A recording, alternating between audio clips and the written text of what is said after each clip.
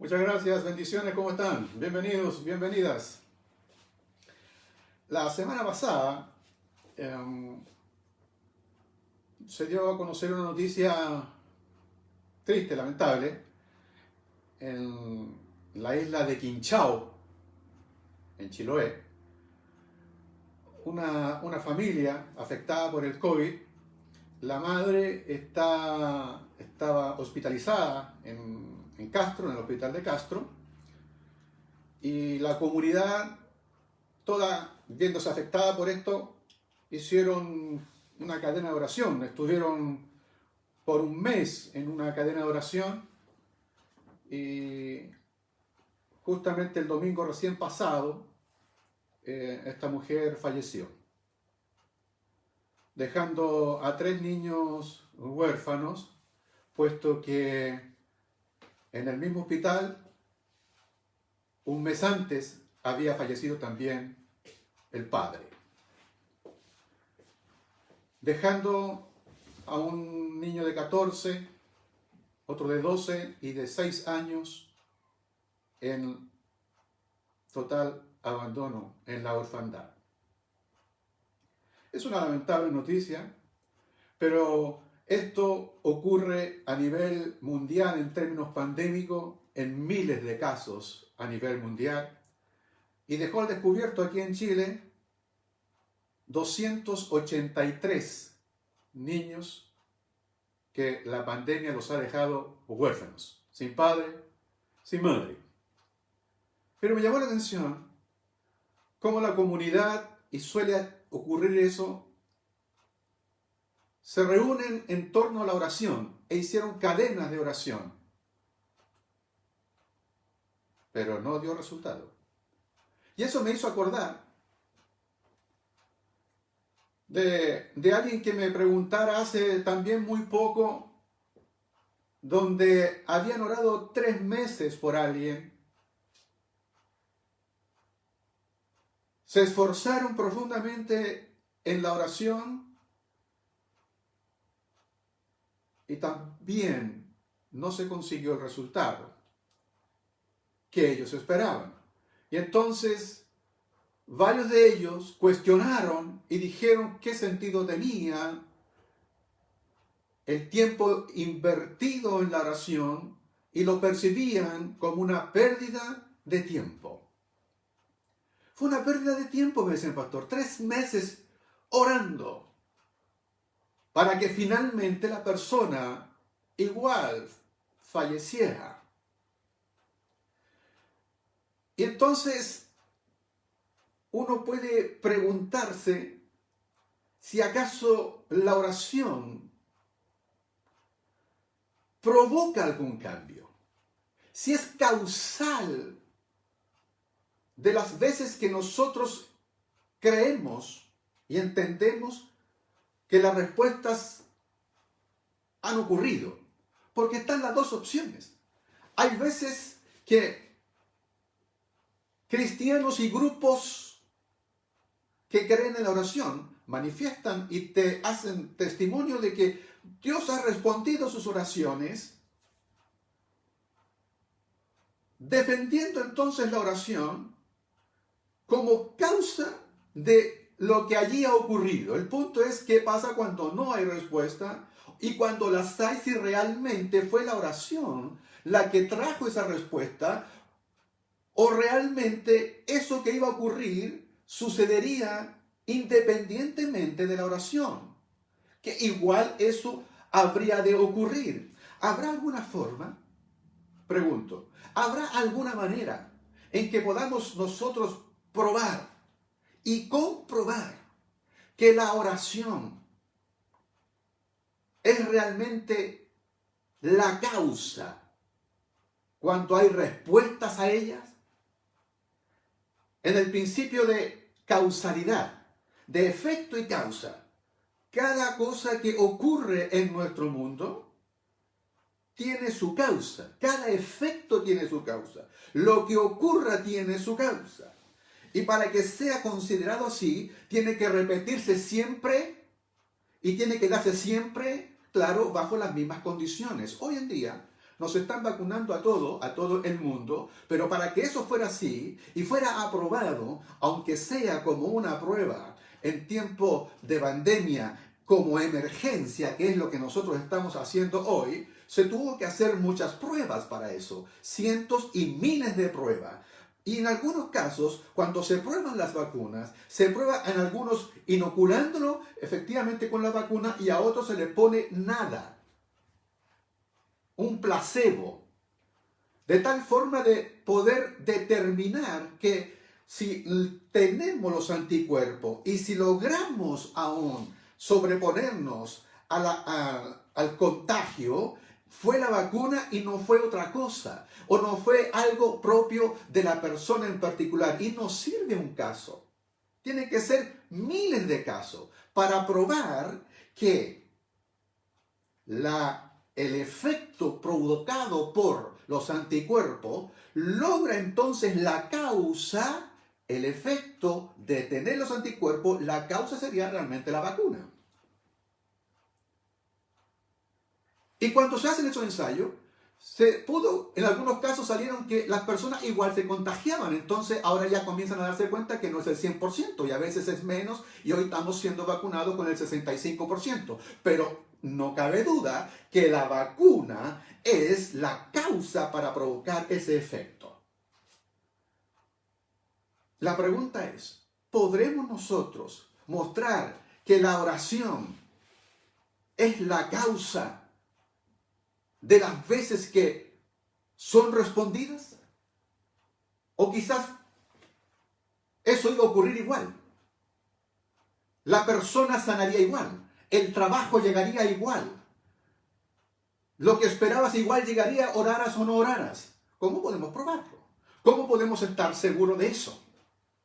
Bueno, hay un trabajo, a mí me ha ayudado muchas veces cuando investigo y leo, siempre busco algo acerca de C.S. Lewis. Yo lo invito, si tienes interés en ello. C.S. Lewis tiene un trabajo bien interesante, se llama La eficacia de la oración. Y él se preocupa precisamente de ese tema. Y ¿cómo lo hace? Él dice, mira, lo más cercano que hay en términos cuando nosotros pedimos algo a Dios es cuando le pedimos a las personas. Cuando tú le pides algo a una persona, la posibilidad está en que la persona te diga sí o te diga no. Si le pides un favor, te diga sí o te diga no. Y él dice, bueno, la oración tendrá también una similitud. Es posible que haya una respuesta positiva y también es posible que haya una respuesta negativa. Cuando le pides algo a una persona, él le pone un ejemplo. Si alguien va a salir y le va a pedir a su vecino que le cuide su mascota. Y entonces la pregunta que él se hace es, ¿y si yo me hubiese olvidado de preguntarle a mi vecino si acaso puede ocuparse de mi mascota mientras yo no estoy en casa? Si no lo hubiera hecho, tal vez mi vecino, de su propia iniciativa, igual hubiese cuidado mi mascota, aunque yo no se lo hubiera pedido. Entonces tampoco tenía la seguridad de saber realmente si el efecto de cuidar la mascota había sido la causa de la solicitud. Pero la diferencia está en que si tú conoces bien a tu vecino y tienes una buena relación con él, una cercanía tal, que tú vas a saber claramente de dónde nace la actitud. Y si tú le preguntas a él y le dices, ¿por qué es que tú vas a cuidar a mi mascota?, sabrás que cuando él te responda te va a decir la verdad. Entonces apunta hacia el hecho de tener un conocimiento a quien tú le pides, la cercanía que vas a tener a quien tú le pides. Pero de cierta manera, si no tenemos esa cercanía, nos vamos a encontrar bajo la misma disyuntiva, bajo el mismo problema de no saber si realmente nuestra petición fue la causa de ese efecto. De manera que mostrar científicamente no es tan fácil, no es plausible. Mostrar fehacientemente que esto se cumple y se cumpla de la misma manera siempre, porque el agua hervirá a 100 grados Celsius siempre y cuando estemos a nivel del mar. Habrá una causa para ese efecto, pero si vas a las montañas se va a cumplir bajo otra condición. No sobre la misma, pero siempre seguiremos pensando una causa para ese efecto. En consecuencia, si nosotros tenemos las mismas dudas cuando la eficacia de nuestras oraciones a Dios y a la importancia de nuestras peticiones a las personas se da la misma situación, siempre existe la posibilidad de haber obtenido los resultados de todas maneras. Es decir, siempre vamos a tener la posibilidad de responder de que esto hubiese ocurrido de la forma, aunque lo hubiese pedido o no lo hubiésemos pedido. El punto de diferencia para ello es siempre y cuando conozcamos bien a quién le hemos pedido. Esa es la forma tal vez más cercana de lo que nosotros podíamos evidenciar el efecto y la causa. Cuando nos preguntamos si la oración da resultado la oración, C.S. Lewis dice, no está bien hecha esa pregunta. Porque ya partimos diciendo si acaso esto da resultado. Estas palabras sugieren un elemento, si tú quieres, casi mágico. Como una máquina, que tú le pones unas par de monedas o aprietas unos botones y vas a tener ese funcionamiento. Que si tú aprietas aquí vas a tener entonces este resultado. No es la pregunta correcta si obtiene un resultado. Para eso, si tú quieres ver resultados, tendrás que verlo en una empresa. Las empresas que quieren maximizar sus resultados, que quieren eficientar sus resultados, quieren y tienen allí un número que conseguir y entonces van tras ese número para obtener ese resultado. Hasta los narcotráficos tienen que responder a la pregunta si da o no resultado. Todo su mecanismo que tienen al respecto. No es correcta la pregunta si da resultado la oración. Aquellos que creen que pueden manejar la naturaleza y tienen alguna fórmula, tal vez medias mágicas que ellos puedan controlar, entonces ellos sí pueden hacer la pregunta si esa es la fórmula correcta para aquello que da resultado. La oración no está hecha para preguntar si da resultado. En el Nuevo Testamento hay pasajes que nos dieran la impresión en apariencia que van a ser satisfechas todas nuestras plegarias, todas nuestras oraciones, que van a ser respondidas todas nuestras oraciones, pero la realidad nos aclara con toda su crudeza que no es así. No todas nuestras oraciones son respondidas como nosotros quisiéramos. En el momento más importante de la historia de la humanidad, en el momento más crucial del ser humano, encontramos un ejemplo evidente en que no fue respondida una oración.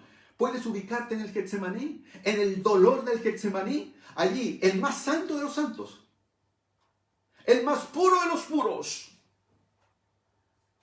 el Señor de señores, Rey de reyes, rogó 3 veces que si era posible no experimentara esa copa, ese cáliz, si es posible pasa de mí esta copa. Y la respuesta fue no. La respuesta fue negativa. Nosotros no podemos manipular la voluntad de Dios mediante la oración. No es correcto. Eso es el principio de la magia. Pensar que nosotros controlamos en virtud de las cosas que decimos y podemos mover a voluntad y arbitrio del ser humano la voluntad del Eterno. Entonces vuelvo a preguntar, y tal vez la pregunta no sería ahora si acaso la oración da resultado. Podríamos preguntarnos si acaso tiene sentido hacer una oración. ¿Acaso un Dios que es soberano, que es omnisciente, que todo lo sabe, que todo lo conoce, podremos nosotros hacer que Él modifique su acción en respuesta a nuestras peticiones? Cuando Él no necesita instrucciones, alguien va a venir y le va a decir a Dios, mira, tienes que hacerlo de esta forma, tienes que hacerlo de esta manera, así es como te conviene. Cuando Él es todo bondad, cuando Él es bueno por excelencia, cuando Él es bueno por esencia, su bondad es infinita, no requiere que le recomendemos cómo Él tiene que hacer las cosas bien y para el bien. Es más, su palabra me dice que antes que la necesidad llegue a mí, incluso antes que yo pronuncie mi necesidad, antes que yo vaya con Él con mi petición, Él sabe bien de qué cosas yo tengo necesidad. Así me dice la Escritura. Mateo 6, verso 8 dice claramente así: antes que tú me pidas, yo sé de qué cosas tú tienes necesidades. Es más, no tan solo sabe, Él incluso tiene el poder para que, si Él quiere, podría mantener de manera milagrosa todo nuestro cuerpo, sin alimentos, sin darnos de comer, sin recurrir a los agricultores, a los panaderos. Sin embargo, aun cuando Él puede hacer eso, nos dejó en oración el Señor y dijo: cuando ustedes oren, háganlo así. Y nos enseñó a orar, y en esa oración hay una petición: danos el pan de cada día. Podríamos pedir acerca del pan. Cuando nosotros oramos eso y pedimos a Dios por nuestras necesidades, estamos usando las palabras que Él mismo mencionó. Oramos su oración. Son sus palabras. Y por ello debemos tener plena seguridad, plena confianza que Él nos va a oír. Padre, ¿cómo nos oye? ¿Cómo es que Él va a respondernos?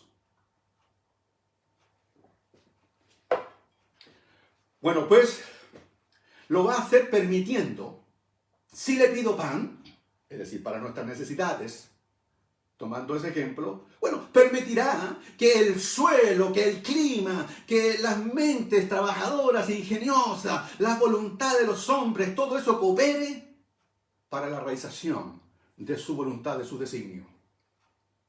Pascal decía que Dios creó la oración para darnos a nosotros, los seres humanos, la dignidad de la causalidad. Qué interesante este hombre. No estoy hablando de cualquier persona. Él dice que precisamente la oración Dios la creó para que nosotros fuésemos partícipes de la causalidad. No fuéramos los únicos, fuéramos partícipes de la causalidad. Es decir, que la oración sí es causa de los efectos. Y la oración sí provoca estos cambios. Y Dios nos dio la dignidad de participar en ello. ¿Qué te parece? Él nos otorga esta dignidad en la oración. Es extraño, sin duda que es extraño. Pero decidió que tus oraciones, que mis oraciones puedan incidir, que puedan tener efecto en el curso de la historia de nuestras vidas. Al parecer, Dios siempre puede delegar su obra en criaturas como nosotros, que somos inferiores e imperfectos. Nos manda a cumplir su obra, aun cuando incluso sabe que la vamos a hacer con torpeza, que vamos a hacerlo muchas veces de la manera incorrecta. Pero Él ha decidido hacerlo así. No somos puramente individuos que estamos allí, que nos quedamos como meros espectadores. No, no es así. Él nos permite, nos concede el privilegio de participar en todo este entramado, en todo este juego. Nos impulsa a colaborar en su obra. Hay otros que cometen un gran error y grave error cuando piensan que existe una especie de favoritos en el reino de Dios, en la corte celestial, como que hubiesen favoritos, que tienen una influencia especial en el trono de Dios, porque solo a ellos se les otorga la posibilidad de ser respondida a sus oraciones. Y es por ello que hay personas que van y dicen: me gustaría que tal fulano o sultano orara, porque a él Dios le responde. Y solo a él. No es así. Dios no tiene favoritos para poder responder las oraciones. En respuesta es suficiente pensar y volver a pensar que aún Jesús en el Getsemaní no fue contestada su oración. Y entonces uno podría pensar que él no era un favorito, que no era acaso el favorito de Dios. Mira, Dios no tiene allí favoritos. ¿Abandona entonces Dios a sus mejores servidores? En el momento en que más lo requieren, los deja de lado, los abandona. El más leal de todos pronunció en la cruz: ¿por qué me has desamparado? Cuando Dios se hace hombre a través de Jesucristo, Ese hombre, en el momento de mayor necesidad, recibe menos ayuda del Padre. En el momento de mayor necesidad. Entonces, ¿cómo no estar agradecido? ¿Cómo no ser agradecido de Dios cuando nosotros, seres infinitos, embrionarios, imperfectos, Dios nos responde una oración y no le respondió a su propio Hijo, el Santo y Perfecto? ¿Cómo no estar agradecido? No podemos creernos nosotros superiores ni nada cuando una oración es respondida. Ha sido gracia, gracia sobre gracia para nosotros, nada más que eso. Es más, te voy a decir algo y presta atención a esto. Tal vez precisamente nos ha respondido porque somos pequeños, porque somos débiles, porque tal vez si fuéramos más fuertes, tal vez nos trataría con menos suavidad como fue tratado su Hijo. Tal vez si fuéramos más valientes, quizás Él nos enviaría a lugares donde tendríamos que estar experimentando mayor rudeza, como enviarnos al frente si habláramos en términos de batalla. Tal vez si fuéramos más valientes nos mandaría allí en medio de la trinchera, pero como no lo somos, nos tiene entre algodones contestando nuestras oraciones. ¿Cuál es la clave? La clave en esto siempre es Jesús. La clave siempre será Jesús. Él es la clave. Por eso quiero invitarte a que leas conmigo un pasaje que espero que sea clarificador para esto que estoy tratando en esta oportunidad. Ve conmigo al libro de Romanos, capítulo 8, verso 34. Romanos 8:34. Espero con esto clarificar de mejor forma lo que estoy tratando. Mira cómo dice: ¿quién condenará? Cristo Jesús es el que murió e incluso resucitó y está a la derecha de Dios. Y atención, e intercede por nosotros. E intercede por nosotros. ¿Cómo nos escucha Dios? ¿Cómo es que Él acoge nuestras oraciones? Jesucristo. Él es la clave. Le pertenecemos. Él es la cabeza de este cuerpo, el jefe de nuestro cuerpo, que es la iglesia. El punto a veces, ¿sabe qué ocurre? Es que el cuerpo no obedece a lo que la cabeza instruye y manda. He leído de casos de personas que han tenido un problema que les ha dejado postrado en alguna silla de rueda, cuadrapléjicos, que no se pueden mover. A veces son capaces de mover tan solo su lengua o pestañear nada más, pero su cerebro funciona perfecto.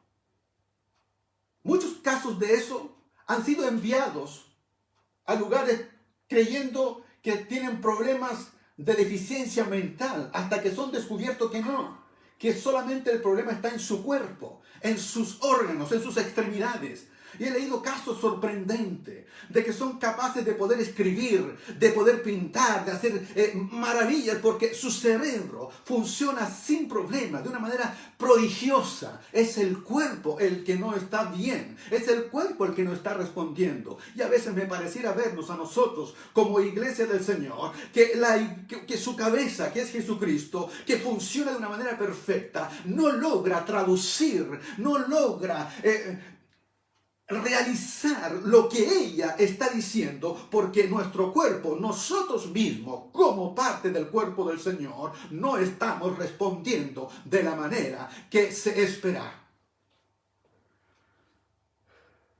Nosotros, aún así, en esas imperfecciones, no podemos estar separados de Dios. Karl Barth dice una cosa interesante. Mira, se puede pensar que seamos hombres sin Dios, pero no podemos concebir a Dios sin los hombres. Esto es interesante.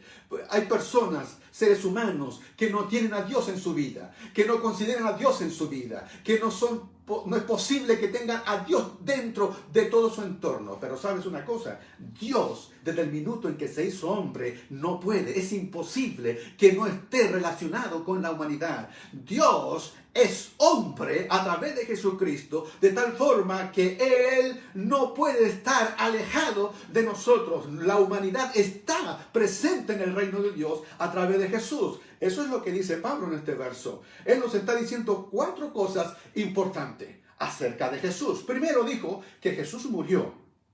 Partió diciendo, ¿sí? Si acaso alguien nos iba a condenar. Hay personas que piensan que Jesús está allí para condenarnos. No es así, dice Pablo. Por el contrario, no nos va a condenar, no nos va a juzgar por ello, porque estamos puestos en Él. Él dice, Jesús murió. Es una constatación de una verdad, de una realidad. Hoy día nadie se atrevería a decir que Jesús no murió.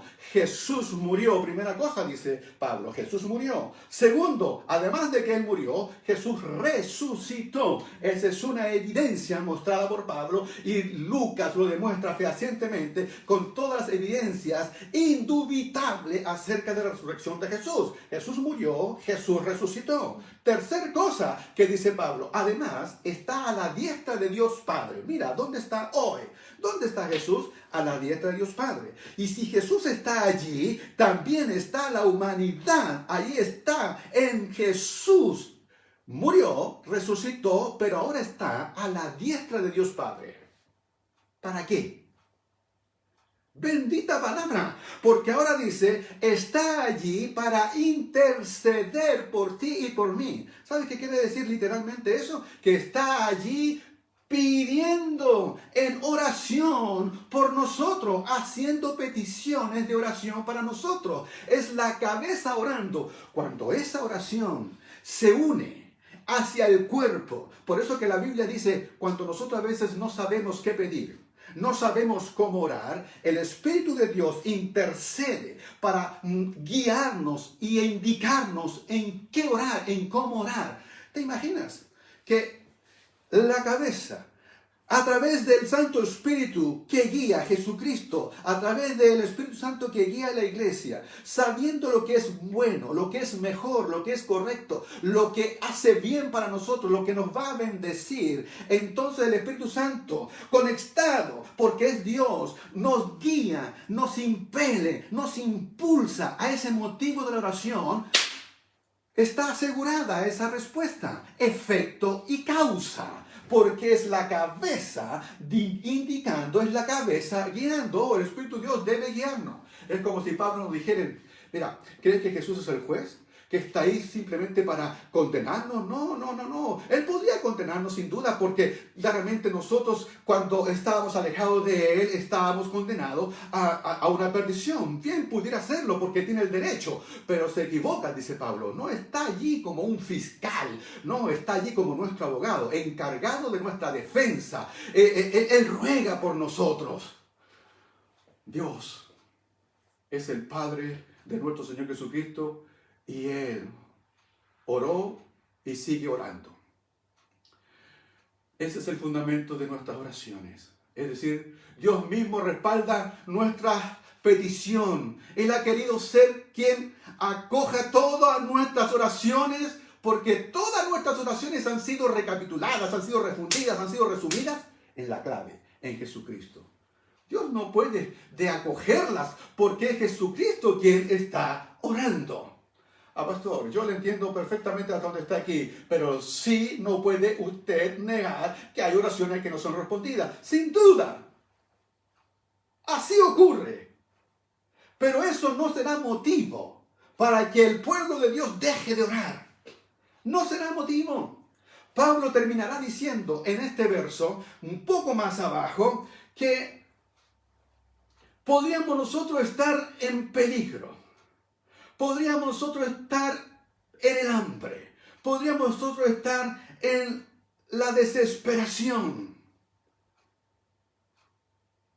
A Dios muchas veces, Dios habrá respondido de gente que lo habrá sacado del peligro, pero a otros tantos no lo habrá sacado.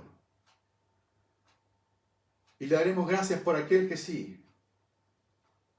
¿A cuántos uno podría decir, mira, oraste por alguien para que le resolviera un problema económico, lo ha sacado del hambre, pero son millones? Sí, pero la respuesta ocurrió para aquel quien nosotros lo hemos metido en oración. ¿Solucionaremos nosotros el problema del hambre a través de la oración? No será así. Pero podremos alcanzar a muchos a través de la oración con la respuesta a ello. Es por eso que les invito a que entendamos cómo es esta palabra. Dice el apóstol Pablo ¿Quién me va a apartar del amor de Cristo? ¿La tribulación o la angustia? Mira, Él está diciendo que esas cosas pueden ocurrirte. Vas a orar y tal vez tendrás angustia. Y otras veces te liberará de esa angustia. El punto es, aun cuando la respuesta sea que seguirás viviendo y experimentando la angustia, aún así nada de eso va a separarte del amor de Dios para con Él. No te va a separar ni la persecución ni el hambre. Es probable que algunos, Dios en su bondad y en su misericordia, nos dé el pan y el agua que es su promesa, pero habrán tantos otros y me dirán, pero hay tantos otros que no han sido allí saciados ni respondidos. Nuestro mundo caído, mientras el ser humano esté gobernándolo, será así imperfecto, pero Dios tiene para nosotros un mundo distinto. Mientras eso no ocurre, su bondad será respondida a través de la oración. Finalmente, quiero que consideres lo siguiente.